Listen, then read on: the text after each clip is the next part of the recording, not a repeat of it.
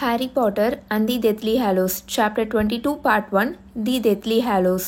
Harry நல்லா ஒரு புல் தரையில் விழுந்துருவான். பயங்கரமாக அவன் மூச்சு வாங்கிட்டு இருப்பானா. எந்திரிச்சு வேகமாக பார்ப்பான். பார்த்தா இப்போ அவங்க ஒரு ஃபீல்டு மாதிரி இருக்கும். அங்கே கார்னரில் லேண்ட் ஆகிருப்பாங்க. நல்லா கொஞ்சம் இருட்ட ஆரம்பிச்சிருக்கும். ஹெர்மாயினி ஆல்ரெடி எந்திரிச்சு வேகமாக அவங்கள சுற்றி ஒரு சர்க்குலை ஃபார்ம் பண்ணிகிட்ருக்கும். அந்த ப்ரொடெக்ஷன் சாம்லாம் இருக்கும்ல, அதை வேகமாக அது போட்டுட்ருக்கும். அதோட மந்திரக்கோலை அசைச்சு புரோட்டேகோட்டேலம் சால்வியா ஹெக்ஸியா அப்படின்னு அது போட்டுட்ருக்குமா. அந்த கெலட்டு நம்பிக்கை துரோகி அவனை அப்படின்னு ரான் பயங்கரமாக மூச்சு வாங்கிட்டு இப்போ அவனோட இன்விசிபிலிட்டி க்ளோக்லேருந்து வெளியில் வந்துட்டுருப்பான். அதை எடுத்து இப்போ அவன் ஹாரி கிட்ட கொடுத்துட்ருப்பான். ஹெர்மாயினி, நீ ஒரு ஜீனியஸ், டோட்டல் ஜீனியஸ், என்னால் நம்பவே முடியல நம்ம அங்கேருந்து இப்போ வந்தது அப்படின்னு ரான் பயங்கரமாக மூச்சு வாங்கிட்டு சொல்லிட்டு இருப்பான். வினி மிகம் அப்படின்னு ஹெர்மாயினி அங்கே மந்திரத்தை போட்டுட்ருக்குமா. நான் தான் சொன்னேன்ல அது எரம்பன்ட்டோட கொம்புன்னு. நான் அவர்கிட்டே அதை சொல்ல தானே செஞ்சேன். இப்போ பாரு அவரோட வீடே வெடிச்சிருச்சு அப்படின்னு ஹெர்மாயினி சொல்லிட்டு இருக்கோம். அந்த ஆளுக்கு அது நல்லா வேணும் தான் அப்படின்னு ரான் இப்போ அவனோட ஜீன்ஸை நல்லா ஊத்து பார்த்துட்டே சொல்லிட்டு இருப்பான். ஏன்னா அவனோட ஜீன்ஸ்லாம் அங்கங்கே இப்போ கிழிஞ்சு போயிருக்கும். அண்ட் அவனோட கால்லையும் நல்லா கட்டு விழுந்திருக்கும். அவனுங்க என்ன பண்ணுவானுங்கன்னு நினைக்கிறீங்க அப்படின்னு ரான் கேட்டுட்டு இருப்பானா. அவனுங்க கொன்ற மட்டும் கூடாது அப்படின்னு ஹெர்மாயினி ரொம்ப நொந்து போய் சொல்லிட்டு இருக்கும். அதனால தான் அங்கேருந்து கிளம்புறதுக்கு முன்னாடி ஹாரியா அந்த டெத் ஈட்டர்ஸ் லைட்டாவது பார்க்கணும்னு நினச்சேன். ஸோ தட் அவங்க ஜெனோஃபிலியஸ் பொய் சொல்லலன்ட்டு நம்புவாங்களே அப்படின்னு ஹெர்மாயினி சொல்லிட்டு இருக்கோம். ஆனால் என்ன எதுக்காக மறைஞ்சிருக்க சொன்ன அப்படின்னு ரான் கேட்பானா. நீ உன்னோட பெட்டில் ஸ்பேட்டர் கிராய்ட் படுத்து கிடக்கணும் ரான் அப்படின்னு ஹெர்மாயினி சொல்லிட்டு இருக்கோம். லூனாவோட அப்பா ஹாரிக்கு சப்போர்ட் பண்றாருன்ற ஒரே காரணத்துக்காக தான் லூனாவை அவங்க கிட்னாப் பண்ணியிருக்காங்க. நீ மட்டும் இப்போ இவன் கூட இருக்குன்னு அவங்களுக்கு தெரிஞ்சிச்சுன்னா உன்னோட ஃபேமிலியோட கதி என்ன ஆகும் அப்படின்னு ஹெர்மாயினி சொல்லிட்டு இருக்குமா. அப்போ உன்னோட அம்மா அப்பா அப்படின்னு ரான் கேட்பானா. அவங்க ஆஸ்திரேலியாவில் இருக்காங்க ரான், அவங்களுக்கு எதுவும் ஆகாது, அவங்களுக்கு இங்கே நடக்கிறதும் எதுவும் தெரியாதுல அப்படின்னு ஹெர்மாயினி சொல்லிட்டு இருக்குமா. நீ ரொம்ப ரொம்ப புத்திசாலி ஹெர்மாயினி அப்படின்னு ரான் திரும்பவும் ரிப்பீட் பண்ணிட்டு ரொம்ப ஆச்சரியமாக ஹெர்மாயினியை பார்த்துட்டு இருப்பான். ஹெர்மாயினியோட ப்ரெசன்ஸ் ஆஃப் மைண்டை பார்த்தீங்களா, அதுதான் ஹெர்மாயினின்றது. லைக் டக்குன்னு அந்த நேரத்தில் ரானை இன்விசிபிலிட்டி க்ளோக்குள்ளே போய் நீ மற அப்படின்னு சொல்லிட்டு இப்போது ஹாரியை அந்த டெத் ஈட்டர்ஸ் பார்க்கலனா அவங்க ஜெனோஃபிலியஸை கண்டிப்பாக கொன்றுவாங்கன்னு தெரியும். அதனால அவங்க ஹாரியை பார்க்கணுன்றதுக்காக வெயிட் பண்ணி அதுக்கப்புறம் அவங்க அங்கேருந்து அப்பரேட் பண்ணி வந்ததெல்லாம் அவ்வளோ ஒரு இக்கட்டான சூழ்நிலையிலையும் லைக் உயிர் போகிற நிலைமையிலையும் ஹெர்மாயினியோட மைண்ட் எவ்வளோ ஷார்ப்பாக செயல்பட்டுருக்குன்னு பாருங்கள். ஹெர்மாயினி, உண்மையாகவே நீ ரொம்ப ரொம்ப புத்திசாலி அப்படின்னு ஹாரியும் இப்போ சொல்லிட்டு இருப்பான். நீ மட்டும் இல்லைன்னா நாங்கள் 2 பேரும் என்ன பண்ணுவோன்னே எங்களுக்கு தெரியாது அப்படின்னு ஹாரி சொல்லிட்டு இருப்பானா. ஹெர்மாயினி அவங்க 2 பேரையும் சந்தோஷமாக பார்த்துட்ருக்கோம். தென் அதோட முகம் டக்குன்னு இப்போ இறுகி போயிடும். லூனா அப்படின்னு ஹெர்மாயினி சொல்லுமா. அந்த டெத் ஈட்டர் சொன்னது உண்மையாக இருந்தா லூனா ஸ்டில் உயிரோட தான் இருப்பா அப்படின்னு ரான் சொல்லிட்டு இருப்பானா. அப்படி சொல்லாத அப்படின்னு ஹெர்மாயினி பயங்கரமாக கத்திட்டு இருக்கும். அவள் உயிரோட தான் இருக்கணும், கண்டிப்பாக அவள் உயிரோட தான் இருக்கணும் அப்படின்னு ஹெர்மாயினி சொல்லிட்டு இருக்கும். அப்போது கண்டிப்பாக அவள் அஸ்கபானில் தான் இருப்பான்னு நான் நினைக்கிறேன் அப்படின்னு ரான் சொல்லிட்டு இருப்பான். அவள் அந்த இடத்துல உயிரோட இருந்துட்டானா நல்லது, ஏன்னா நிறையா பேர் அந்த இடத்துக்கு போய் அப்படின்னு ரான் இப்போ சொல்லிட்டு இருப்பானா. அவள் கண்டிப்பாக உயிரோடு தான் இருப்பா அப்படின்னு ஹாரி சொல்லிட்டு இருப்பான். அவனால் அவளுக்கு வேற எதுவும் ஆயிருக்குன்றத யோசிச்சு கூட பார்க்கவே முடியல. லூனா ரொம்ப டஃப்பான பொண்ணு, நீங்களாம் நினைக்கிறத விட அவள் ரொம்ப ரொம்ப டஃப்பான தைரியமான பொண்ணு. இந்நேரத்துக்கு கண்டிப்பாக அவள் அஸ்கபானில் அவள் கூட இருக்கிற சிறை கைதிகளுக்கு விராக் ஸ்போர்ட்ஸ் பற்றியும் நார்கல்ஸ் பற்றியும் பாடம் எடுத்துட்டு இருப்பா அப்படின்னு ஹாரி சொல்லிட்டு இருப்பான். நீ சொல்கிற மாதிரியே இருந்தால் நல்லாயிருக்கும் அப்படின்னு இப்போ ஹெர்மாயினி சொல்லிட்டு இருக்குமா. லைட்டாக அதோட கண்ணை இப்போ தொடச்சிட்ருக்கோம். எனக்கு ஜெனோஃபிலியஸை நினச்சா ரொம்ப கஷ்டமாக இருக்குது, அவருக்கு மட்டும் அப்படின்னு இப்போ ஹெர்மாயினி பேசிகிட்டு இருக்குமா. டெத் ஈட்டர்ஸ் கிட்ட நம்மளை போட்டு கொடுக்காம இருந்திருந்தாருன்னா நானும் இப்படி தான் யோசிச்சிருப்பேன் அப்படின்னு ரான் சொல்லிட்டு இருப்பான். அவங்க டென்ட்டை ரெடி பண்ணிட்டு இவங்க 3 பேருமே அதுக்குள்ளே போயிடுவாங்களா. ரான் இவங்களுக்கு டீ போட்டுட்டு இருப்பான். இந்த நேரோவான எஸ்கேப்க்கு அப்புறம் இந்த சில்லியான மஸ்டியாக இருக்கிற இந்த பழைய பிளேஸ் தான் இவங்களுக்கு ஒரு ஹோம் மாதிரி ஃபீல் ஆச்சு, அவங்க வீடு மாதிரி ஃபீல் ஆச்சு. ரொம்ப சேஃபாக, ஃபெமிலியராக, ஃப்ரெண்ட்லியாக. ஒரு ஃபியூ மினிட்ஸ்க்கு அவங்க அமைதியாகவே உட்காந்துருப்பாங்களா. நம்ம ஏன்டா அங்கே போகணுன்னு இருக்கு அப்படின்னு ஹெர்மாயினி இப்போ ரொம்ப நொந்து போய் பேசிகிட்டு இருக்கோம்.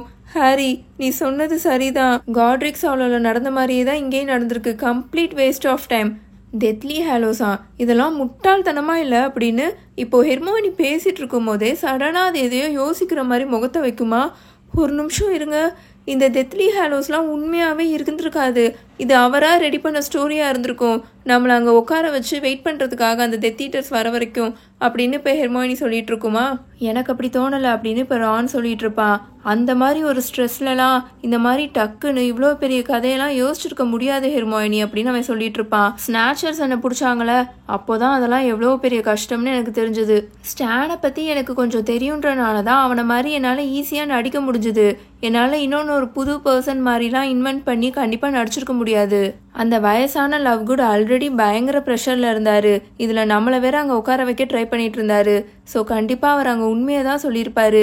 இல்லைனா அவருக்கு எது உண்மைன்னு தோணுதோ அதை அவர் நம்மக்கிட்ட சொல்லியிருக்காரு, நம்மக்கிட்ட பேசிக்கிட்டே இருக்கணுன்றதுக்காக அப்படின்னு ரான் சொல்லிட்டு இருப்பான்.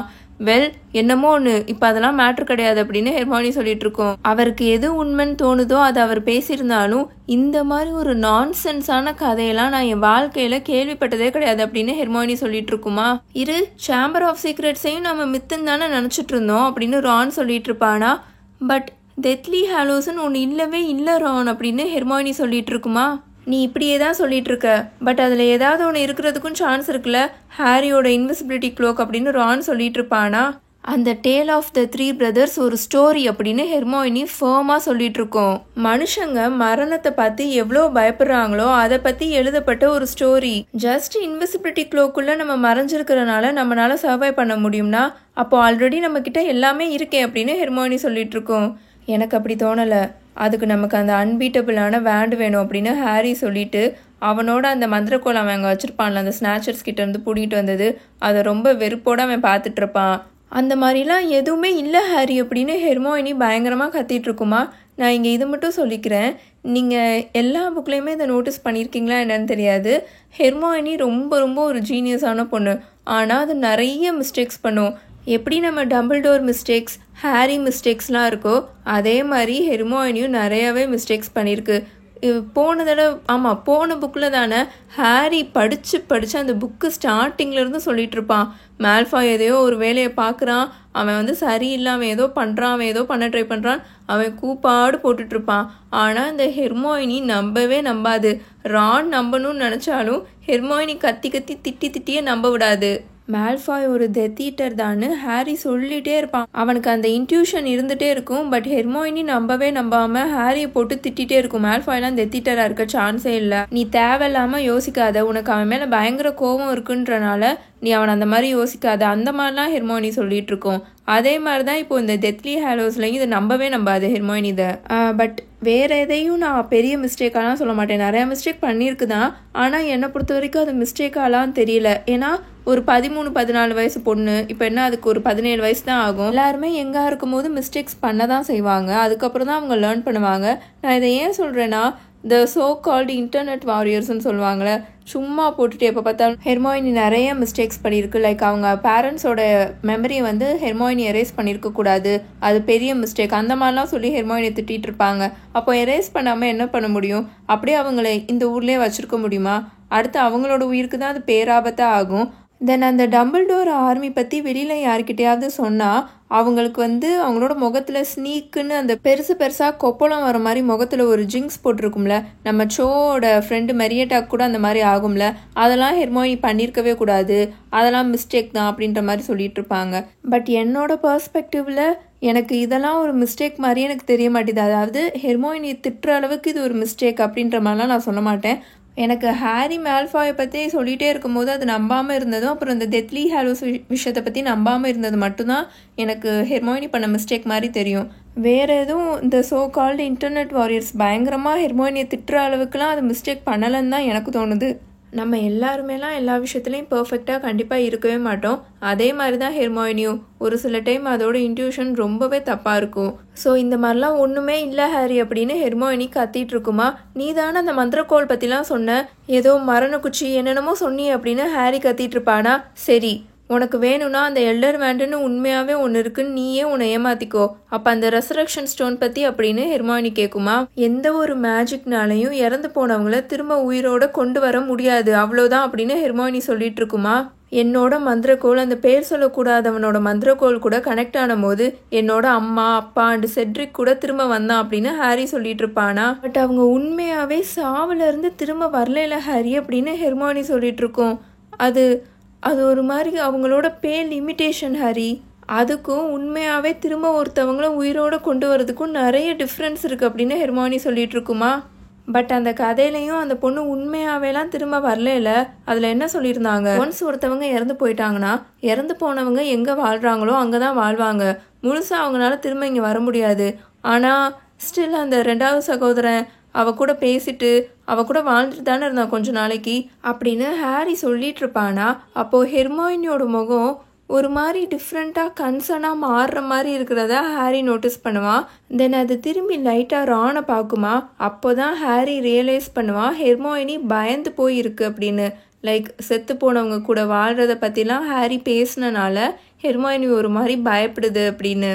ஸோ அந்த பெவரல் ஆள் காட்ரிக்ஸ் ஆளோ கல்லறையில் நம்ம பார்த்தோமே அப்படின்னு ஹாரி இப்போது வேக வேகமாக பேசிகிட்டு இருப்பான் அந்த சப்ஜெக்டை சேஞ்ச் பண்ணணுன்றதுக்காக. உனக்கு அந்த ஆளை பற்றி அப்போ எதுவுமே தெரியாதா அப்படின்னு ஹாரி கேட்பானா. இல்லை அப்படின்னு ஹெர்மானி சொல்லும். அது இப்போ தான் அந்த சப்ஜெக்டை சேஞ்ச் பண்ணனால பார்க்குறதுக்கே ரொம்ப ரிலீவ்டாக இருக்கும். இந்த கல்லறையில் நான் அந்த மார்க்கை பார்த்த உடனே அவரை பற்றி நிறைய புக்கில் நான் தேடி பார்த்தேன்.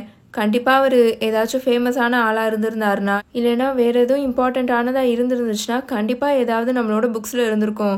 பட் அந்த பெவரல்ன்ற பேரை நான் ஒரே ஒரு இடத்துல மட்டும்தான் பார்த்தேன், நேச்சர்ஸ் நொபிலிட்டி விசார்டிங் ஜீனியாலஜி புக்கில். அதை நான் க்ரீச்சர்கிட்ட வாங்கி வச்சுருந்தேன் அப்படின்னு ஹெர்மாயினி எக்ஸ்பிளைன் பண்ணிட்டு இருக்குமா. ரான் அவனோட 2 புருவத்தையும் உயர்த்திட்டு ஹெர்மாயினியை பார்த்துட்டு இருப்பான். மேல் லைன் எக்ஸ்டென்ட் ஆகி போன பியூர் பிளட் ஃபேமிலிஸோட லிஸ்ட் அதில் இருக்கும். அப்பேரண்ட்லி பெவரல்ஸ் தான் ரொம்பவே சீக்கிரமாக எக்ஸ்டென்ட் ஆகி போன வேனிஷான ஒரு ஃபேமிலிஸ் அப்படின்னு ஹெர்மாயினி சொல்லிட்டு இருக்குமா. மேல் லைன் எக்ஸ்டென்ட் ஆகி போனதா அப்படின்னு ரான் திரும்ப கேட்பானா. இட் மீன்ஸ் அந்த பேரே இப்போ இல்லை ரான், போயிடுச்சு அப்படின்னு ஹெர்மாயினி சொல்லிட்டு இருக்கோம். அண்ட் இந்த பெவரல்ஸ் கேஸில் அவங்களோட பேர்லாம் பல நூற்றாண்டுகளுக்கு முன்னாடியே எக்ஸ்டென்ட் ஆகி போயிடுச்சு. பட் ஸ்டில் அவங்களோட டிசெண்டன்ட்ஸ் வாழ்ந்துட்டு தான் இருப்பாங்க, அவங்களோட வம்சாவளியினர். பட் அவங்களோட பேர்லாம் இப்போ மாறி தானே இருக்கும் அப்படின்னு ஹெர்மாயினி சொல்லிட்டு இருக்கோம். இது நான் என்னன்னு உங்களுக்கு கிளியராக எக்ஸ்பிளைன் பண்ணுறேன். பெவரல்ன்றது குடும்ப பேர், one of the ancient wizarding families. அவங்க இப்போது அவங்களோட பேரே இல்லாமல் போயிடுச்சு. இப்போது பெவரல் ஃபேமிலியில் பிறக்கிற எல்லா குழந்தைங்களுக்குமே சர்நேம் பெவரல் தான் வைப்பாங்க.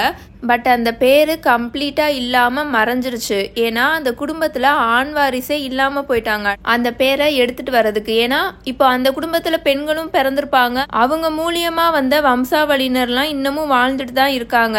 பட் அவங்க பெண் குழந்தைங்களை வந்து வேற ஒரு குடும்பத்துக்கு தானே கல்யாணம் பண்ணி வைப்பாங்க. ஸோ அந்த குடும்பத்து பேரை தானே அவங்க எடுத்துப்பாங்க. ஸோ அவங்களோட டிசெண்டன்ஸ்க்குலாம் அந்த குடும்பத்துக்கு பேர் தான் வரும். ஆனால் இந்த பெவரல் குடும்பத்தில் ஆண் வாரிசே கம்ப்ளீட்டாக ஸ்டாப் ஆனனால அடுத்து அவங்களோட பேரை எடுத்துகிட்டு வர்றதுக்கு யாருமே அங்கே இல்லை.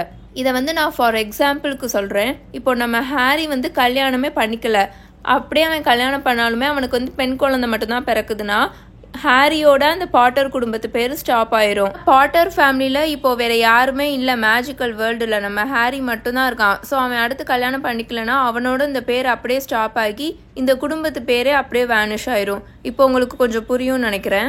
ஏன் கல்யாணம் பண்ணக்கப்புறமும் பெண் குழந்தைங்க அந்த குடும்பத்து பேரை எடுத்துகிட்டு போனாலும் அப்படின்னு நீங்கள் கேட்கலாம். ஆனால் அந்த ஊரோட பழக்க வழக்கம் அதுதான். பிரிட்டனில் வந்து இந்த மாதிரி பெண்கள் வந்து எந்த குடும்பத்துக்கு போகிறாங்களோ அந்த குடும்பத்தோட பேரை தான் அவங்க அடாப்ட் பண்ணிப்பாங்க. பிரிட்டனில் இருக்கிறவங்க எங்கெங்கெல்லாம் போய் ஆக்குப்பை பண்ணாங்களோ, இப்போது ஆஸ்திரேலியா, நியூசிலாண்டு, யுனைடெட் ஸ்டேட்ஸு இங்கெல்லாம் பார்த்தீங்கன்னா இந்த பழக்கத்தை அவங்க எடுத்துகிட்டு போயிட்டாங்க. அவங்க எங்கெங்கெல்லாம் போனாங்களோ அங்கங்கெல்லாம் இந்த பழக்கம் இருக்கும். ஸோ ஹெர்மாயினி இப்படி சொல்லிட்டு இருக்கோம், அவங்களோட பேர் இப்படி போயிருச்சு, அவங்களோட வம்சாவளியினர்லாம் இன்னும் வாழ்ந்துட்டு தான் இருப்பாங்க, ஆனால் வேறு பேர்களில் இருக்கும் அப்படின்னு ஹெர்மாயினி சொல்லிட்டு இருக்குமா.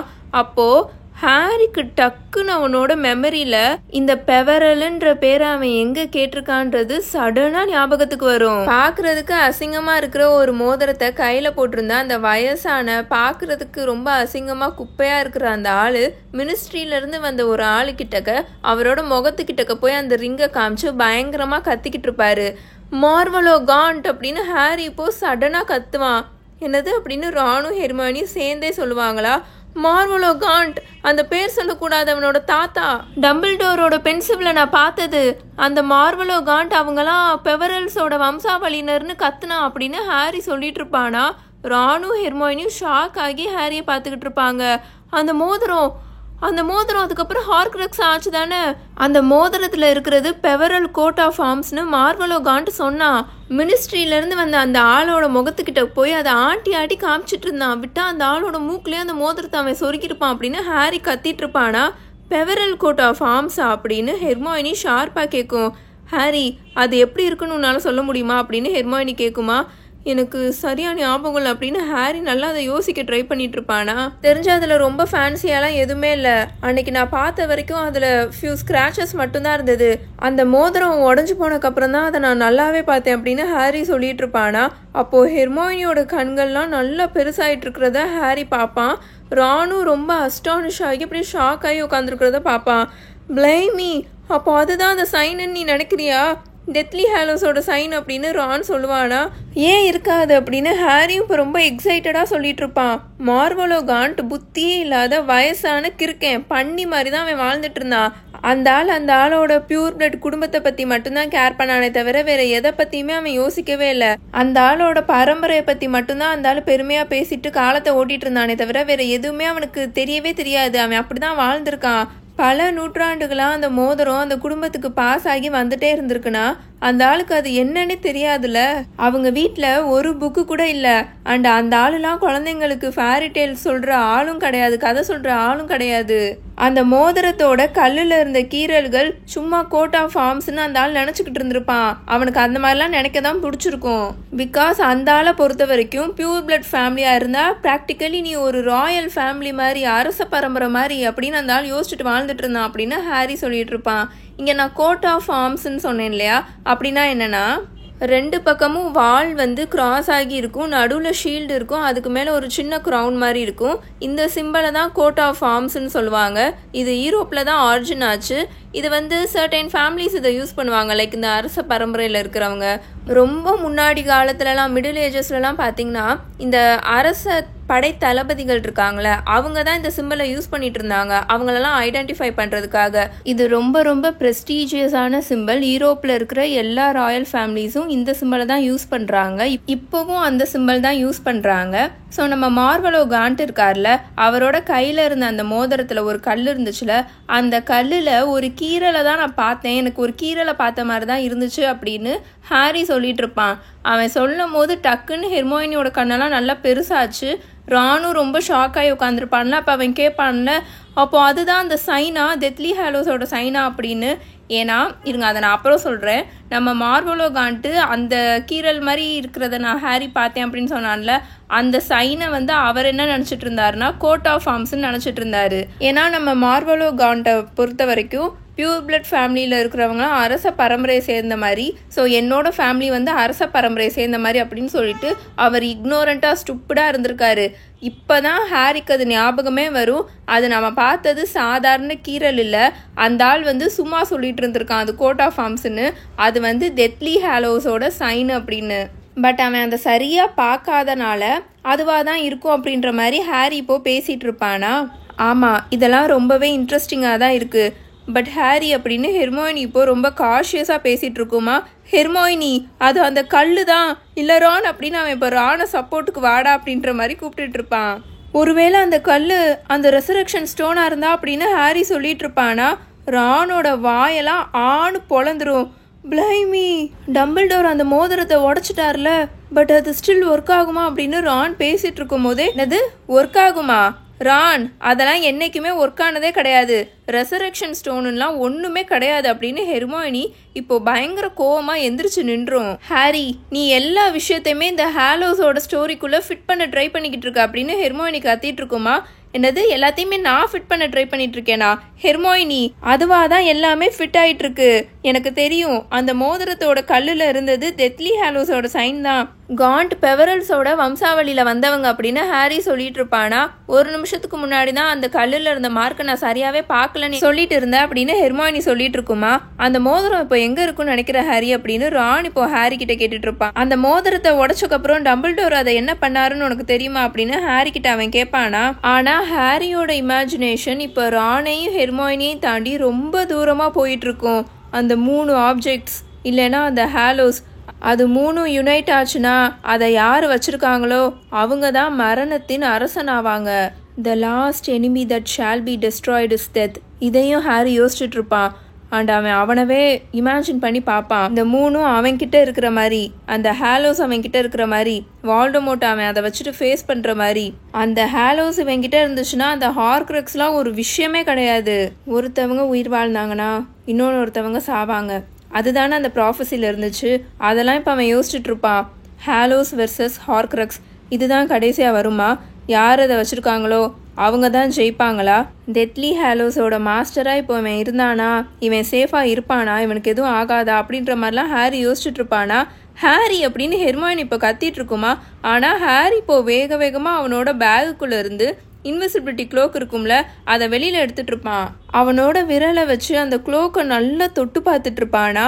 அந்த துணி அப்படியே ஒரு தண்ணி மாதிரி இருந்தது, அவ்வளோ சாஃப்டாக இருந்தது, காற்று மாதிரி அவ்வளோ லைட்டாக இருந்தது. இது வரைக்கும் ஹாரி இந்த 7 வருஷத்தில் இப்படி ஒரு துணியை அவன் பார்த்ததே கிடையாது, இப்படி ஒரு க்ளோக்காக அவன் பார்த்ததே கிடையாது. செனோஃபிலியஸ் லவ்குட் என்னென்னலாம் சொன்னாரோ அதுக்கேற்ற மாதிரி தான் இந்த க்ளோக் இருக்குது. தென் அவன் இப்போது அப்படின்னு சவுண்ட் விட்டுருவான். ஏன்னா இப்போ அவனுக்கு ஒரு விஷயம் ஞாபகத்துக்கு வந்திருக்கும். டம்பிள்டோர் கிட்ட தானே என்னோட க்ளோக் இருந்துச்சு, என்னோட பேரண்ட்ஸ் இறந்து போன போது அப்படின்னு ஹாரி சொல்வானா? சிரியஸ்க்கு எழுதின லெட்டரில் எங்கள் அம்மா இந்த க்ளோக்கை டம்பிள்டோர் வாங்கிட்டு போயிருக்காருன்ற விஷயத்த சொல்லியிருந்தாங்க. அது இதனால தான் டம்பிள்டோர் இதை எக்ஸாமின் பண்ணணும்னு நினச்சிருக்காரு. பிகாஸ் இதுதான் அந்த 3வது ஹேலோன்னு அவர் நினச்சிருக்காரு. இக்னோட்டஸ் பெவரல் காட்ரிக்ஸ் ஹாலோவில் தானே புதைக்கப்பட்டிருக்காரு அப்படின்னு சொல்லிட்டு ஹாரி இப்போ எந்திரிச்சு கண்மூடித்தனமாக அந்த டென்ட்டில் இந்த பக்கமும் அந்த பக்கமும் நடந்துக்கிட்டு இருப்பான். அவனை சுற்றி இருக்கிற எல்லா மர்மங்களும் எல்லா உண்மைகளும் இப்போ ஓப்பன் ஆகிட்டு இருக்கிற மாதிரி இருக்கும். அவர் தான் என்னோட மூதாதையர், அந்த 3வது சகோதரனோட வம்சாவளியில் வந்தவன் தான் நான், இப்போதான் எனக்கு எல்லாமே புரியுது அப்படின்னு ஹாரி சொல்லிட்டு, அந்த டெத்லி ஹேலோஸ் நம்ம கிட்ட இருந்தால் எப்படி இருக்கும் அப்படின்னு அவன் யோசிச்சு பார்க்குறதே அவனுக்கு மிகப்பெரிய ப்ரொடெக்ஷன் கொடுக்குற மாதிரி இருந்ததா. அவன் இப்போ சந்தோஷமாக திரும்பி ஹெர்மாயினி ரானையும் பார்ப்பானா? ஹாரி அப்படின்னு ஹெர்மாயினி திரும்பவும் கூப்பிட்டுட்டு இருக்குமா? ஆனால் இப்போ அவன் பிஸியாக அவனோட கழுத்தில் இருக்கிற அந்த பவுச் இருக்கும்ல, அதை ஓப்பன் பண்ணிட்டு இருப்பான். இதை ஃபஸ்ட்டு ரீட் பண்ணு அப்படின்னு அவங்க அம்மா எழுதின அந்த லெட்டரை ஹெர்மாயினி கையில் கொடுப்பான். இதை ரீட் பண்ணு ஹெர்மாயினி, டம்பிள்டோர் கிட்ட தான் அந்த க்ளோக் இருந்துச்சு, அவருக்கு எதுக்கு இது தேவைப்பட போது சொல்லு, அவருக்கு எதுக்கு இந்த க்ளோக்கு? அவர்னால டிசில்யூஷன்மெண்ட் சாம ரொம்ப பவர்ஃபுல்லாக போட்டு யார் கண்ணுக்கும் தெரியாமல் இன்விசிபிளாக மறைய முடியும் அப்படின்னு ஹாரி சொல்லிட்டு இருப்பானா? அப்போ அவன் அந்த லெட்டரை அந்த பவுச்சுக்குள்ளேருந்து எடுக்கும்போது அதுக்குள்ளே இருந்து ஒன்று கீழே விழுந்து அங்கே இருக்கிற சேருக்கு அடியில் உருண்டு போயிட்டு இருக்குமா? என்னன்னு பார்த்தா ஸ்னிச்சு. அவன் அந்த லெட்டரை எடுக்கிறேன்னு அதுக்குள்ளே இருந்து அந்த ஸ்னிச்சையும் வெளியில் எடுத்துருவான். அதை அவன் கீழே குனிஞ்சு இப்போ எடுக்கும் போது தான் இன்னொன்று ஒரு மிகப்பெரிய விஷயத்தையே அவன் கண்டுபிடிப்பான். இன்னொன்று ஒரு கிஃப்டை அவன் மேலே யாரோ இப்போ தூக்கி எரிஞ்ச மாதிரி இருக்கும். அவன் உடம்புக்குள்ள எல்லாமே ஏதேதோ பண்ண ஆரம்பிச்சிருவான், பயங்கரமாக கத்திடுவான். அது இதில் தான் இருக்குது, அவர் அந்த ரிங்கை எனக்கு தான் விட்டுட்டு போயிருக்காரு, அது இந்த ஸ்னிச்சுக்குள்ளே தான் இருக்குது அப்படின்னு ஹாரி பயங்கரமாக கத்துவானா? நீ நீ என்ன சொல்கிற அப்படின்னு ரான் கேட்பானா? ரானுக்கு இது கூட புரியலையா அப்படின்னு ஹாரி ஷாக் ஆகி நின்றுட்டு இருப்பான். ஏன்னா இது ரொம்ப ஆப்வியஸ் ஆனது. ஹாரிக்கு இது ரொம்ப கிளியராக தெரியுது, எல்லாமே ஃபிட் ஆயிடுச்சு, எல்லாமே அவனோட க்ளோக்கு. இதுதான் 3வது ஹேலோ. அண்ட் அந்த ஸ்னிட்சை எப்படி அவனுக்கு ஓப்பன் பண்ணணும்னு தெரிஞ்சிருச்சுன்னா அதுக்குள்ளே தான் 2வது ஹேலோ இருக்கு. தென் அந்த ஃபர்ஸ்ட் ஹேலோ, அந்த எல்டர் வேண்ட், அதுவும் நம்ம கைக்கு கிடச்சிருச்சுன்னா அதுக்கப்புறம் அவ்வளோதான் அப்படின்னு ஹாரி யோசிச்சுட்டு இருக்கும் போதே இப்போ அவனோட எக்ஸைட்மெண்ட் எல்லாமே, அவனோட எக்ஸைட்மெண்ட், அவனோட ஹோப்பு, அவனோட ஹாப்பினஸ் எல்லாமே இப்போ அப்படியே காற்றுல வேனிஷ் ஆன மாதிரி ஆயிரும். இருட்டில் தன்னந்தனியாக நின்றுட்டு இருக்கிற மாதிரி அவனுக்கு இருக்கும். அப்படியே ஒரு மிகப்பெரிய க்ளோரியஸான ஸ்பெல்லே உடஞ்சி போன மாதிரி அவனுக்கு இருக்கும். அவன் அதை தேடி தான் போயிருக்கான் அப்படின்னு ஹாரி சொல்வானா? அவனோட வாய்ஸ் இப்போது சடனாக சேஞ்ச் ஆனதுனால ரான் அண்ட் ஹெர்மாயினியே இப்போ பார்க்க ரொம்ப பயந்து போயிருப்பாங்க. அந்த பேர் சொல்லக்கூடாதவன் அந்த எல்டர் வேண்டை தேடி தான் போயிருக்கான் அப்படின்னு ஹாரி சொல்வானா? அவனுக்கு இப்போ எல்லா உண்மையும் தெரிய வரும். வால்டமோர்ட் ஒரு புது மந்திரக்கோலெல்லாம் தேடி போகலை, அவன் ஒரு பழைய மந்திரக்கோலை தேடி போயிருக்கான். ரொம்ப ரொம்ப பழைய மந்திரக்கோலை தேடி. அவன் இதை யோசிச்சுட்டே அந்த டென்ட்டோட என்ட்ரன்ஸ் கிட்ட நடந்து போயிடுவானா? ராணும் ஹெர்மாயினியும் அங்கே இருக்கிறதே மறந்துட்டு அவன் அங்கே நடந்து போயிட்டு இருப்பான். அவன் அங்கே நின்றுட்டு வெளியில் இருட்டை பார்த்து யோசிச்சுட்டு இருப்பான். வால்டமோர்ட் ஒரு மகள் ஆர்ஃபனேஜில் தான் வளர்ந்துருக்கான். யாருமே அவனுக்கு அங்கே the tales of the Beedle the Bard கதையெல்லாம் அவன் சின்ன பையனாக இருக்கும்போது சொல்லியிருக்க மாட்டாங்க. ஹாரியே அதை கேள்விப்பட்டது கிடையாது. மோஸ்ட்லி எந்த ஒரு விசார்ட்ஸும் டெத்லி ஹேலோஸ்ன்னு ஒன்று இருக்குன்னு நம்புறதே கிடையாது. அப்போ உண்மையாகவே வால்டமோர்ட்டுக்கு இப்படி ஒரு விஷயம் இருக்குன்னு தெரிஞ்சிருக்குமா அப்படின்னு ஹாரி அங்கே இருட்டை பார்த்துட்டே யோசிச்சுட்டு இருப்பான். வால்டமோர்ட்டுக்கு மட்டும் டெத்லி ஹாலோஸ்ன்னு ஒன்று இருக்குன்னு தெரிஞ்சிருந்துச்சுன்னா அவன் எப்போவோ அதை கைப்பற்றி இருப்பான். என்ன வேணாலும் பண்ணி அவன் அதை பொசஸ் பண்ணியிருப்பான். அந்த 3 ஆப்ஜெக்ட்ஸும் கையில் இருந்துச்சுன்னா மரணத்தையே ஜெயிக்கலாம், மரணத்தோட அரசன் ஆகலாம். அவனுக்கு முன்னாடியே இந்த டெத்லி ஹாலோஸ் பற்றி தெரிஞ்சிருந்துச்சுன்னா அவன் ஃபர்ஸ்ட்டு ஹார்க்ரக்ஸ்ன்னு ஒன்று ரெடியே பண்ணியிருக்க மாட்டான்ல. இப்படி ஒரு ஹாலோவை எடுத்து அவன் ஒரு ஹார்க்ரக்ஸாக அதை மாற்றிருக்கானா மாயாஜால உலகத்தில் இருக்கிற மிகப்பெரிய ரகசியமே அவனுக்கு தெரியலன்னு தானே அர்த்தம். அதை தானே காமிக்குது. விச் மீன்ஸ் வால்டமோர்ட் அந்த எண்டர்வேண்டோட ஃபுல் பவர் என்னன்னு தெரியாமவே அவன் அதை தேடி போய்கிட்டு இருக்கான். ஹாரி இப்போ திரும்பி டென்ட்டுக்குள்ளே வருவானா பார்த்தா ரானை ஹெர்மாயினியும் அவன் எங்கே விட்டுட்டு போனானோ அதே இடத்துல அசையாமல் அவங்க 2 பேருமே நின்றுட்டு இருப்பாங்க. லில்லி பாட்டர் எழுதின லெட்டரை ஹெர்மாயினி கையில் பிடிச்சிட்டு நின்றுட்டு இருக்கும். ரான் ஹெர்மாயினி பக்கத்தில் ரொம்ப ஆங்ஷியஸாக நின்றுட்டு இருப்பானா. ஹாரி இப்போ அவங்கள பார்த்து இது அவ்வளோதான், இது எல்லாமே எக்ஸ்பிளைன் பண்ணுது, டெத்லி ஹாலோஸ் உண்மைதான், என்கிட்ட ஒன்று இருக்குது, மேபி 2 கூட அப்படின்னு ஹாரி சொல்லிட்டு இருப்பானா. அவன் அந்த ஸ்னிட்சை கையில் எடுத்து காமிச்சிட்டு இருப்பான். அண்ட் அந்த பேர் சொல்லக்கூடாதவன் 3ஆவதை தேடி போய்கிட்டு இருக்கான். அந்த மந்திரக்கோள் ரொம்ப பவர்ஃபுல்லானதுன்னு நினச்சிட்டு அவன் அதை தேடி போய்கிட்டு இருக்கான். ஆனால் அதோட முழு ரகசியமும் அவனுக்கு தெரியாது. ஏன்னா அந்த மந்திரக்கோள் அந்த கல்லும் அந்த குளோக்கும் மாதிரி யாருக்கும் தெரியாமல் மறைஞ்சில்ல. எல்லாருக்குமே இந்த மாயாஜால உலகத்தில் இருக்கிறவங்க எல்லாருக்குமே அந்த மந்திரக்கோளை பற்றி தெரியும். லைக் எப்படின்னா அந்த மந்திரக்கோளை வச்சுருந்தவங்க எல்லாருமே எவ்வளோ பெரிய ஆளாக இருந்திருக்காங்க, எவ்வளோ ஃபேமஸாக இருந்திருக்காங்க அப்படின்னு. அந்த மந்திரக்கோள் எவ்வளோ ரத்த கரையோட எல்லார்கிட்ட இருந்தும் மாறின கதைலாம் தெரியும்ல அப்படின்னு ஹாரி சொல்லிட்டு இருப்பான். ஏன்னா ஹெர்மாயினி சொல்லியிருக்கும்ல செனோஃபிலியஸ் லவ்குட் சொன்ன கதைகளில் அந்த எல்டர்வேண்டை பற்றி வேணால் கதைகள் இருக்குது. அது வந்து எல்டர்வேண்டுன்னு இருக்காது, ரொம்ப பவர்ஃபுல்லான மந்திரக்கோளுன்னு இருக்கும். அந்த மரண குச்சி இந்த மாதிரிலாம் பேர் சொல்லி எல்லா இடத்துலையும் உலாவிக்கிட்டு இருக்கு கதைகள். அதை வச்சிருக்கிறவங்க எல்லாருமே பெரிய ஆளாக இருந்திருக்காங்க, ஃபேமஸாக இருந்திருக்காங்க அப்படின்னு கதைகள் ஓப்பனாக எல்லாருக்குமே தெரியும். ஆனால் அதோட ரகசியம் மட்டும் யாருக்குமே தெரியவே தெரியாது. அதோட ஃபுல் பவர் என்னன்னு யாருக்கும் தெரியாது. ஸோ ஹாரி இப்படி சொல்லிட்டு இருப்பானா அந்த பேர் சொல்லக்கூடாதவன் அது ஜஸ்ட் பவர்ஃபுல்லான மந்திரக்கோள்னு நினச்சா அதை தேடி போய்கிட்டு இருக்கான். அதோட ரகசியம் என்னன்னே தெரியாமல் அப்படின்னு அவன் சொல்லிட்டு இருப்பானா. ஹாரி அப்படின்னு ஹெர்மாயினி இப்போ ஸ்லோவாக ஹாரி பக்கத்தில் போய் நின்று லில்லியோட லெட்டரை ஹாரி கிட்ட கொடுத்துட்டு ஐ எம் சாரி பட் நீ இது எல்லாத்தையுமே தப்பாக யோசிச்சு வச்சுட்ருக்க ஹாரி, எல்லாமே தப்பு ஹாரி அப்படின்னு ஹெர்மாயினி சொல்லிட்டு இருக்குமா. பட் உனக்கு இது தெரியலையா, இது எல்லாமே ஃபிட் ஆகுது ஹெர்மாயினி அப்படின்னு ஹாரி கத்திட்டு இருப்பானா. இல்லை எதுவுமே ஃபிட் ஆகலை ஹாரி, எதுவுமே ஃபிட் ஆகலை, நீ தேவையே இல்லாமல் வேற ஒரு பாதையில் போயிட்டு இருக்க அப்படின்னு ஹெர்மாயினி பேசிட்டு இருக்கும் போதே ஹாரி பேச திரும்ப வாயை திறப்பானா. ப்ளீஸ் இதுக்கு மட்டும் எனக்கு ஆன்சர் பண்ணு அப்படின்னு ஹெர்மாயினி இப்போ சொல்லிட்டு இருக்கோம்.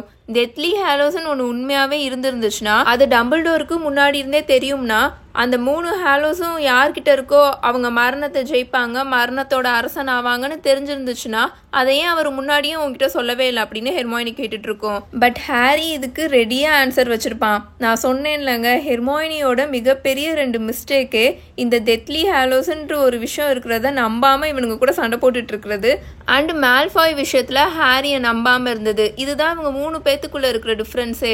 ஹெர்மாயினி புக்கில் இருக்கிற எல்லாத்தையுமே நம்பும். புக்கில் ஒரு விஷயம் இருந்துச்சுன்னா அதை நம்பும். எதெல்லாம் ரூல்ஸ் அண்ட் ரெகுலேஷன் கீழே வருதோ அது எல்லாத்தையுமே நம்பும். ஆனால் இந்த மாதிரி வித்தியாசமாக இருக்கிற விஷயங்கள் இருக்குல்ல, ப்ரூவ் பண்ணப்படாத விஷயங்கள் இருக்கும் தெரியுமா, அதை என்ன ஆனாலும் ஹெர்மாயினி நம்பவே நம்பாது. ஆனால் ஹாரியும் ரானும் அப்படி கிடையவே கிடையாது. மூவியில் ஏதோ இவனுங்க 2 பேரையும் டம்மியாக காமிச்சிருப்பானுங்க. ஆனால் புக்கு படி ஹாரியும் ரானும் ரொம்ப ரொம்ப புத்திசாலி தான். அவங்க வந்து எப்படின்னா புக்கில் இருக்கிற எல்லா விஷயத்தையும் மனப்பாடம் பண்ணி எழுதுகிற கேஸ் கிடையாது. எல்லாமே அந்த புக்கில் இருக்கிற எல்லா விஷயங்களும் அவங்களுக்கு தெரியும். இந்த ஹார்ட் ஒர்க் போடுறது அந்த மாதிரி கிடையாது. பட் அவங்களோட இன்ட்யூஷன்லாம் இருக்குல்ல அதெல்லாம் கரெக்டாக இருக்கும். ஒரு விஷயத்துலேருந்து வெளியில் வந்து அதை யோசிப்பானுங்க. ஆனால் ஹெர்மாயினிக்கு இந்த பழக்கமே இருக்காது. நிறைய பேர் என்ன டிஸ்கஸ் பண்ணுவாங்கன்னா ஹெர்மாயினி ராவன்க்ளா ஹவுஸ்க்கு போடப்படாமல் இருந்ததுக்கு ரீசனே இதுதான்னு. ஏன்னா ராவன்க்ளா ஹவுஸில் இருக்கிறவங்களாம் நமக்கு தெரியும் எல்லாருமே ரொம்ப இன்டெலிஜென்ட்டாக இருப்பாங்க. யாரெல்லாம் ரொம்ப புத்திசாலியாக இருக்காங்களோ அவங்கள தான் அந்த தொப்பி ராவன்க்ளா ஹவுஸில் போடும். பட் நிறைய பேருக்கு இந்த டவுட் இருந்திருக்கும், அப்போ ஏன் ஹெர்மாயினி ராவன்க்ளா ஹவுஸ்க்கு போகலன்னு. ஈவன் ராவன்க்ளா ஹவுஸில் இருக்கிறவங்களே ஹெர்மாயினி கிட்ட கேட்டிருக்காங்க, நீ எங்கள் ஹவுஸில் இல்லாமல் இருக்கிறது எங்களுக்கே ஆச்சரியமாக இருக்குது அப்படின்னு. இங்கே ஒரு செட் ஆஃப் பீப்புள் ஆர்கியூ பண்ணுறது என்னன்னா, சொல்கிறது என்னன்னா, ஹெர்மாயினியோட இந்த மென்டாலிட்டினால தான் ராவன்க்ளா ஹவுஸில் ஹெர்மாயினி இல்லை அப்படின்னு. ஏன்னா ஹெர்மாயினி ஒரு விஷயத்துலேருந்து வெளியில் வந்து அதை யோசிக்கவே யோசிக்காது. ஐ மீன் எக்ஸ்ட்ரானரியாக இருக்கும்ல, அந்த விஷயத்த அதை யோசிக்கவே யோசிக்காது, அது நம்பாது. நம்ம செனோஃபிலியஸ் லவ்குட் சொன்ன மாதிரி, நீ ரொம்ப குறுகிய மனப்பான்மை இருக்கிற பொண்ணாக இருக்கிற, க்ளோஸ் மைண்டடாக இருக்கிற அப்படின்னு. ஆனால் ராவன்க்ளா டீமில் இருக்கிறவங்களாம் பார்த்தீங்கன்னு வச்சுக்கோங்களேன், எக்ஸ்ட்ராடினரியான விஷயத்தெல்லாம் அவங்க பயங்கரமாக நம்புவாங்க, நிறைய விஷயங்களை அவங்க தேடி போவாங்க. பட் ஹெர்மாயினி அப்படி கிடையாது. ஹெர்மாயினி வந்து இப்போ புக்கில் ஏதாவது ஒரு விஷயத்த ரீட் பண்ணியிருக்கோம், அதெல்லாம் அது கரெக்டாக கண்டுபிடிச்சிடும். லூபின் ஒரு மனித ஓனாயின்ற விஷயத்த கண்டுபிடிச்சதே ஃபர்ஸ்ட் ஹெர்மாயினி தான். ஏன்னா அதுக்கு முன்னாடி புக்கில் மனித ஓனாய் பற்றி அது ரீட் பண்ணியிருக்கோம், ஸ்னேப் நடத்தியிருப்பாரு. அண்ட் நம்ம ரீட்டா ஸ்கீட்டர் அனிமேகின்ற விஷயத்தையும் கண்டுபிடிச்சிருக்கோம். இந்த மாதிரி நிறைய விஷயங்களை புத்திசாலித்தனமாக அது கண்டுபிடிச்சிருக்கோம். ஆனால் இப்படி நம்ப முடியாமல் இருக்கிற விஷயங்களை அது நம்பாது. மேபி அது மகள் வேர்ல்டுலேருந்து வந்தனால அதனால நம்ப முடியலையா என்னன்னு தெரில. ஸோ புக்கில் என்னென்ன விஷயங்கள் இருக்கோ அதை மட்டும்தான் அது நம்புது. ஏன்னா மகள் வேர்ல்டில் இவ்வளோ விஷயங்கள் ரொம்ப டிஃப்ரெண்ட்டாக இருக்காதுல, மரணத்தை ஜெயிக்கிறவன் அப்படிலாம் ஏதாவது இருக்குமா என்ன. ஸோ அதனால நம்ப முடியலையா என்ன அப்படின்ற மாதிரி நிறையா பேர் ஆர்கியூ பண்ணுறாங்க. பட் ஒரு சில பேர் அகெயின் ஒரு செட் ஆஃப் பீப்புள் சொல்கிறது என்னென்னா, ஹெர்மாயினி எவ்வளோதான் புத்திசாலியாக இருந்தாலும் அதுக்கு ஈக்குவலாக அது ரொம்ப பிரேவான பொண்ணு, தைரியமான பொண்ணு. அதனால தான் கிரிஃபண்டோர் ஹவுஸில் ஹெர்மாயினி இருக்குன்னு சொல்கிறாங்க. இதே மாதிரி தான் ப்ரொஃபஸர் மெகானகலும். நீங்கள் நல்லா பார்த்தீங்கன்னு வச்சுக்கோங்களேன், நம்ம ப்ரொஃபஸர் மெகானகலுமே இந்த மாதிரி இருக்கிற எந்த விஷயங்களையுமே நம்பவே மாட்டாங்க. அவங்களுக்கு இந்த டிவினேஷன்லாம் சுத்தமாக பிடிக்காது. அப்படியே ஹெர்மாயினி மாதிரியே இருப்பாங்க. அவங்களையுமே சார்ட்டிங் ஹேட் ஃபஸ்ட்டு ராவன்க்ளா ஹவுஸில் போட தான் யோசிச்சிருக்கு. தென் ஒரு ஃபியூ மினிட்ஸ் கழிச்சு தான் நல்லா யோசிச்சக்கப்புறம் கிரிஃபண்டோர் ஹவுஸில் போட்டுச்சான். ஏன்னா அவங்க வந்து எவ்வளோ புத்திசாலியாக இருக்காங்களோ அதுக்கு ஈக்குவலாக அவங்க பயங்கர தைரியமாக இருக்காங்க, பிரேவாக இருக்காங்கன்றதுக்காக அவங்கள கிரிஃபண்டோர் ஹவுஸில் போட்டிருக்கு. அகெயின் எல்லா ஹியூமன்ஸும் பர்ஃபெக்டாக இருக்க மாட்டாங்க.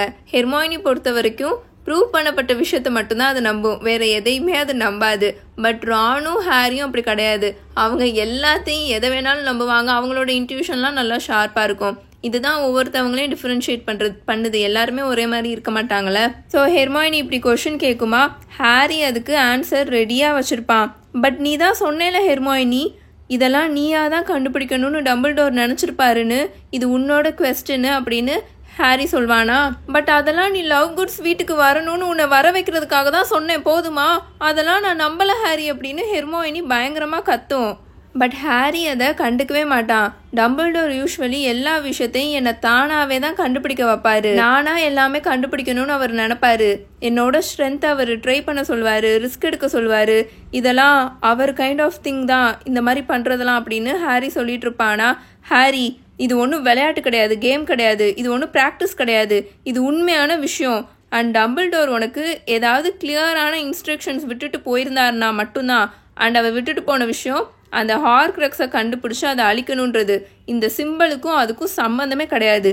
டெத்லி ஹாலோஸை தயவு செஞ்சு மறந்துரு.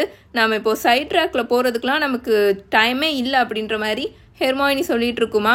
பட் ஹாரி ஹெர்மாயினி பேசுகிற எதையுமே காது கொடுத்து லிசன் பண்ணவே மாட்டான். அவன் கையில் இருக்கிற அந்த ஸ்னிட்சை டர்ன் பண்ணிக்கிட்டே இருப்பானா. இது எப்படியாவது ஓப்பன் ஆகி இதுக்குள்ளே இருக்கிற அந்த ரெசரக்ஷன் ஸ்டோன் ரிவீல் ஆனால் எப்படி இருக்கும். ஹெர்மாயினி கிட்ட நம்ம சொல்கிறது தான் கரெக்டு, டெத்லி ஹாலோஸ் உண்மைன்றதை நம்மளால ப்ரூவ் பண்ண முடியும்ல அப்படின்னு ஹாரி யோசிச்சுட்டு இருப்பான். ஹெர்மாயினி இப்போ ரானை பார்த்து நீ இதெல்லாம் நம்பல தானே அப்படின்ற மாதிரி கேட்டுட்டு இருக்குமா. ஹாரி திரும்பி அப்படியே ரானை பார்ப்பானா. ரான் லைட்டாக தயங்கிட்டே எனக்கு தெரியல, ஐ மீன் இது எல்லாமே ஃபிட் ஆகுற மாதிரி தான் இருக்குது அப்படின்னு ரான் ஆக்வர்டாக சொல்லிட்டு இருப்பான். பட் இது எல்லாத்தையும் ஹோலாக பார்த்தா அப்படின்னு அவன் நல்லா மூச்சை இழுத்து விட்டுட்டு, நம்மளோட ஃபர்ஸ்ட் விஷயம் அந்த ஹார்க்ரக்ஸை அழிக்கிறது தான் ஹாரி, அதை தான் டம்பிள்டோர் நம்மளை பண்ண சொல்லியிருக்காரு. மேபி நம்ம இப்போதைக்கு இந்த ஹாலோஸை பற்றி எதுவும் யோசிக்காமல் இருக்கிறது தான் நல்லது அப்படின்னு ரான் சொல்லுவான். தேங்க்யூ ரான், நான் ஃபஸ்ட்டு போய் காவலுக்கு உட்காறேன் அப்படின்னு ஹெர்மாயினி இப்போ சொல்லிட்டு ஹாரியை கடந்து வேகமாக நடந்து போய் அந்த டென்ட்டோட என்ட்ரன்ஸில் உட்காந்துரும். இவ்வளோ பெரிய ஒரு ஆக்ஷனுக்கு ஃபுல் ஸ்டாப் வச்சிரும். பட் ஹாரிக்கு அன்னைக்கு சுத்தமாக தூக்கமே வராது. இந்த டெத்லி ஹாலோஸை பற்றி மட்டும்தான் அவன் யோசிச்சுட்டே இருப்பான். அந்த க்ளோக்கு, அந்த ஸ்டோனு, அந்த எல்டர் வேண்டு, இதெல்லாம் நம்ம கையில் இருந்துச்சுன்னா எப்படி இருக்கும், இதை பற்றியே தான் அவனோட மைண்டில் ஓடிட்டு இருக்குமா. ஐ ஓப்பன் அட் த க்ளோஸ். அப்படின்னா ஃபஸ்ட்டு என்னது அப்படின்னு அவன் யோசிச்சுட்டு இருப்பான். ஏன்னா அந்த ஸ்னிட்சில் அப்படி தானே இருக்கும். இது ஏன் இப்போ ஓப்பன் ஆக மாட்டேது? இந்த ஸ்டோன் மட்டும் இப்போ ஹாரி கிட்ட இருந்துருந்துச்சுன்னா இந்த கேள்விகளெல்லாம் அவன் டம்பிள்டோர் கிட்ட டைரெக்டாகவே கேட்டிருப்பான். ஸோ ஹாரி என்ன பண்ணிட்டு இருப்பானா, அந்த ஸ்னிட்சை பார்த்து குசு குசு குசுன்னு நிறைய ஏதேதோ பேசி பார்ப்பான். ஈவன் பார்சல் டங்க் கூட ட்ரை பண்ணி பார்ப்பான். ஆனால் அந்த கோல்டன் பால் ஓப்பனே ஆகாது. இதோட சாப்டர் 22 பார்ட் 1 த டெத்லி ஹாலோஸ் முடிஞ்சிருச்சு. நீங்களே பார்த்தீங்களா இந்த புக்கில் எவ்வளோ விஷயங்கள் இருக்குது. காண்ட் குடும்பத்தை பற்றி, பெவரல்ஸோட குடும்பத்தை பற்றி, எப்படி ஹாரியும் வால்டமோர்ட்டும் இவங்களோட வம்சாவளியினராக இருக்காங்க. இது எதையுமே மூவியில் அவங்க காமிச்சிருக்கவே மாட்டாங்க, எதையுமே காமிச்சிருக்க மாட்டாங்க. ஆனால் புக்கில் இந்த சாப்டரில் எவ்வளோ விஷயங்களை இவங்க டிஸ்கஸ் பண்ணியிருக்காங்கன்னு பார்த்தீங்களா? இன்னுமே நம்ம நிறைய விஷயங்களை பார்க்க தான் போகிறோம் இந்த புக்கில். உங்களுக்கு இந்த வீடியோ பிடிச்சிருந்துச்சுன்னா மறக்காமல் லைக் பண்ணுங்கள், கமெண்ட்டில் ஒரு ஹார்ட்டும் போட்டுருங்க. உங்கள் எல்லாரையும் இந்த சாப்டரோட பார்ட் 2ல் வந்து மீட் பண்ணுறேன். Until then bye bye. Tales by mini.